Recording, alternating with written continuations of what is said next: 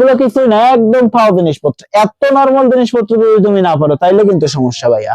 তুমি বড় হলে দেখবে যে এর থেকে কত ভয়ঙ্কর জিনিসপত্র গুলোকে তোমাকে ফেস করতে হবে, যেগুলো খুবই ভয়ঙ্কর। আর এখন আমরা যেগুলো পড়তেছি এগুলো একদমই কিছুই না, এগুলো যে কেউ পারে। এই জিনিসপত্র গুলো তুমি ধরতে না পারো তাইলে কিন্তু একটু ডিফিকাল্ট আছে।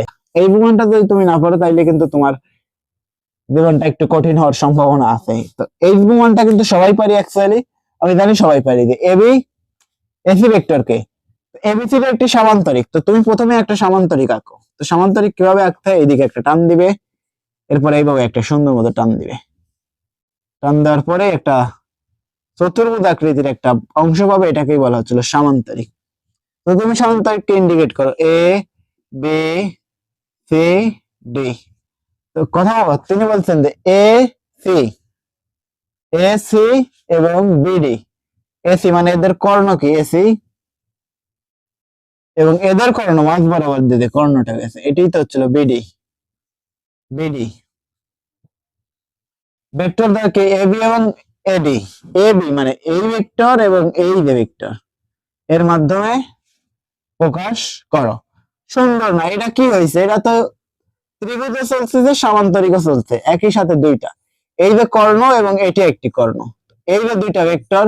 আমি তোমার মাত্রই শিখাইছি যে এইটা যদি একটা ভেক্টর হয় এবং যদি এইটা আরো একটা ভেক্টর হয়, এদের মাঝ বরাবর দিয়ে যেটা চলে সেটা কি লব্ধি ভেক্টর। আর এটা পি এবং এটি যদি কিউ ভেক্টর হয়, তো এদের মাঝ বরাবর যেটা চলে সেটা হচ্ছিল লব্ধি ভেক্টর আর। তো এদের মধ্যবর্তী কোণ কত আলফা। তো এই আর ইজ ইকুয়াল টু কত হয়, আর is equal to P vector plus Q vector is equal to কত হয় আর ভেক্টর। সো ফার বুঝতে পারছি কিভাবে কাজ করে, P vector plus Q vector is equal to কত হয় আর ভেক্টর। তো তুমি এই জায়গায় বসাই দিতে পারতো, এইটা হচ্ছিল পি ভেক্টর এবং এটা হচ্ছিল কিউ ভেক্টর, তাই না? এই পি ভেক্টর এবং Q vector is equal to কত হইতো আর ভেক্টর। তাই পি ইজ ইকুয়াল টু কত হয়েছে, এই জায়গায় P is equal to A plus B vector.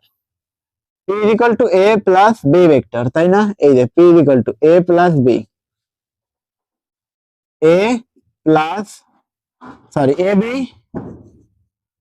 B vector plus P কি A D vector, A B vector is equal to কত হইতো AC vector, A C vector. ওই যে অনেকটা ওই রকম P plus Q is equal to কত হইতো R vector. P vector plus Q vector is equal to এই মাঝখানে ভেক্টরটা কত হইতো লব্ধি ভেক্টর আর। তাহলে P vector plus Q vector is equal to R vector. ওই যে AB P is equal to কত এবি আর কিউ ইজ ইকুয়াল টু কত এডি আর ইজ ইকুয়াল টু কত এসি। এই যে মাঝখানে আমরা একটা ইন্ডিকেটর দিয়ে রাখছি AC. PB is equal to P Q is equal to কত হচ্ছে এসি, তাই না? এই সুন্দর মতো এই জিনিসপত্রগুলো এই জায়গায় রিপ্রেজেন্ট করতে আমরা তো পেয়ে গেছি একটা ভেক্টর, এসি অলরেডি পেয়ে গেছি। আমরা যদি বিডি বের করতে চাই, বিডি এইটা বিডি যদি আমরা বের করতে চাই, বিডি তো তুমি সরাসরি ত্রিভুজ সূত্র অ্যাপ্লাই করো। এরা দুইজন একই ক্রমে চলছে আর এই বেটা বিপরীত ক্রমে মিলছে, তাই না? এই যে যেটা বিপরীত ক্রমে মিলছে ওইটাই তো হবে এদের লব্ধি। তার মানে এ, তুমি এই জায়গায় লিখবে আবার আবার এ বি এ বি।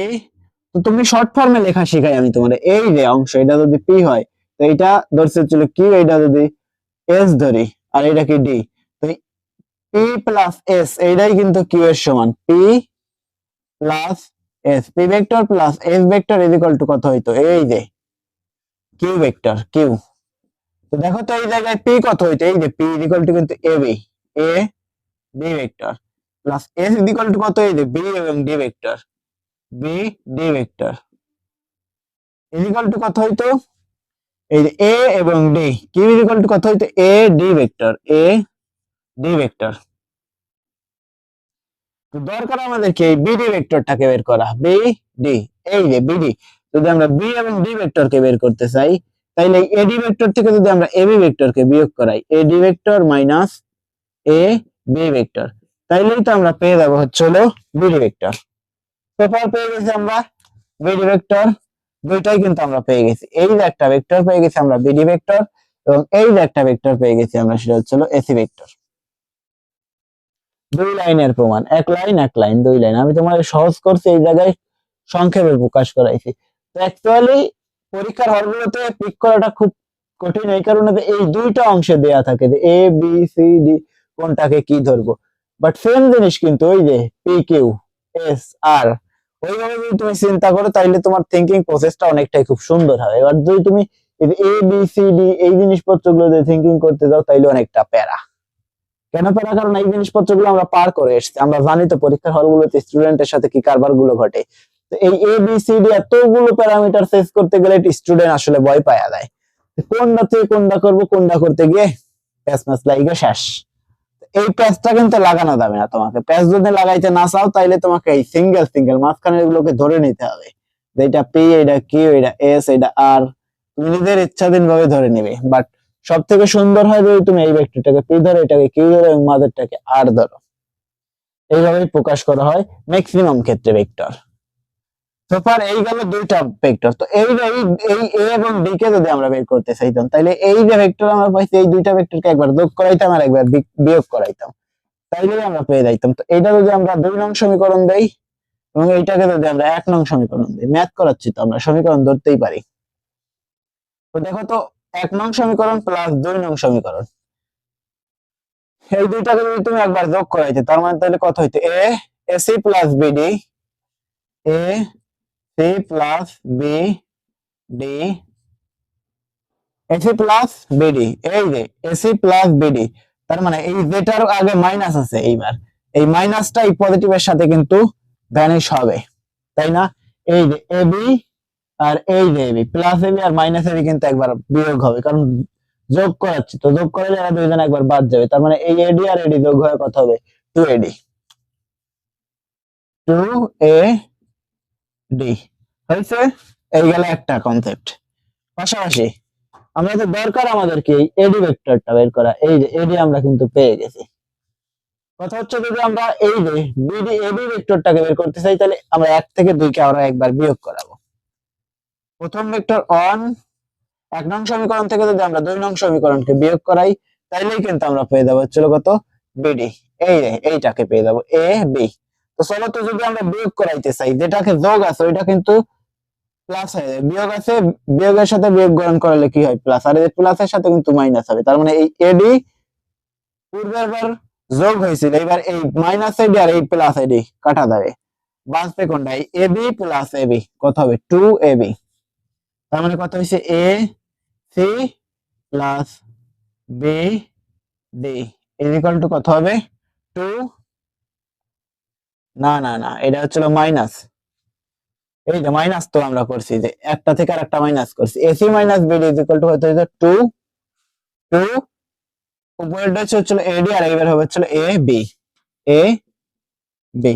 তো তুমি চাও অ্যাকচুয়ালি কোনটা? তুমি চাও হচ্ছিল এইটা এবি, বাট এই জায়গায় একটা 2 আছে, তো 2 কে তুমি যদি এই সমীকরণে এই পাশে নিয়ে আসো তাইলে তো তুমি পেয়ে যাও। সমীকরণ ওই পাশে নিয়ে গেলে কত হয়?